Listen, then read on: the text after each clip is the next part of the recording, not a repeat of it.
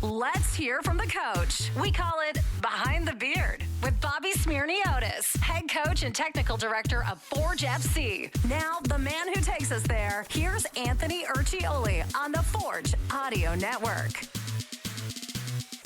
Hey, Forge fans, Anthony Urciuoli with you, bringing you Behind the Beard with Forge FC head coach and technical director Bobby Smyrniotis.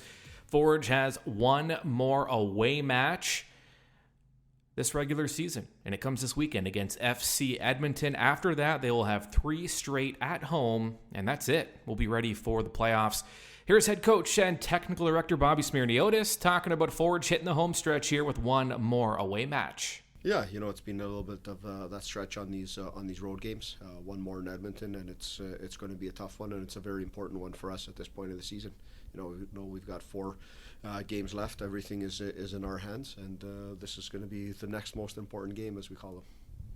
And I know people, talk about trap games and things like that, but I would assume the club is fully aware of what Edmonton can do in terms of causing problems for their opponents. Yeah, they've been. I think they've been an excellent team. The results aren't there for them, but apart from us, I may be wrong on this, but I think they've taken points from every team in the league. So they're a team that's fighting, and right now they have nothing to lose, and that's the way they've been playing. I thought they were excellent this past weekend against Cavalry, much better than what the result shows.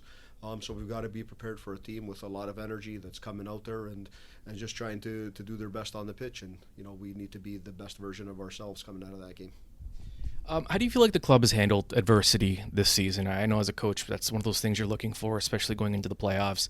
Do you feel like the club has responded well to the challenges that you faced? Yeah, I'll be in a better position to say that in a couple of weeks, but I think we went through a tough stretch, and each moment that you get throughout a year or throughout the years, they're all learning moments for players, for staff, for everyone involved. I think we've done a good job in these last few games, bouncing back. Playing some good football with a win and a tie away at Pacific, where I thought we were very good. We created a lot of good opportunities, and are unlucky not to come out with a couple more points. But we just need to keep it going. You forget about what you did in the last ones, and you just focus on the one ahead, because each opponent is unique in their own way, and they're bringing something different to the pitch. And I think that's the one thing we try and do week in, week out.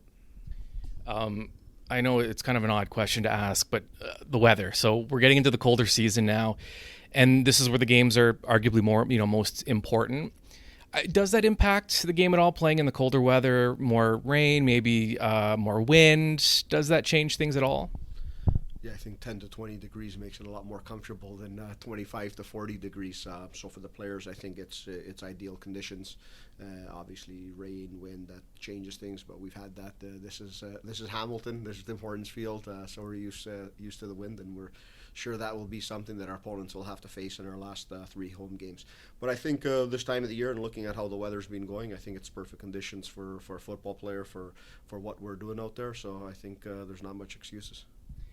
What's just maybe a summation of your young players this season playing meaningful minutes on a really good club with high aspirations?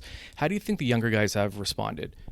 Yeah, I think it's been very good. We have a mixed group of younger guys that are playing a lot, guys that are playing, in different parts in the season. Then we have guys who haven't had a lot of minutes who are excellent in training.